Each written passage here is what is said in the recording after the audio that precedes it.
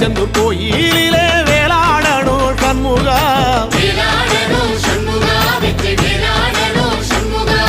பிள்ளை ஆண்டான் பிள்ளை என வரம் கொடுக்கணும் சண்முகா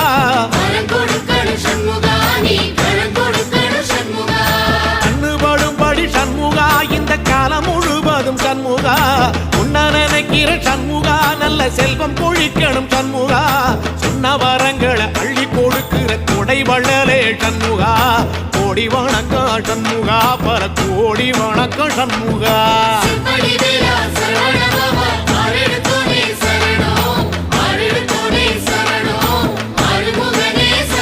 ஐயா மருதமர சத்தியமாகும் அறுபடைய சண்முகா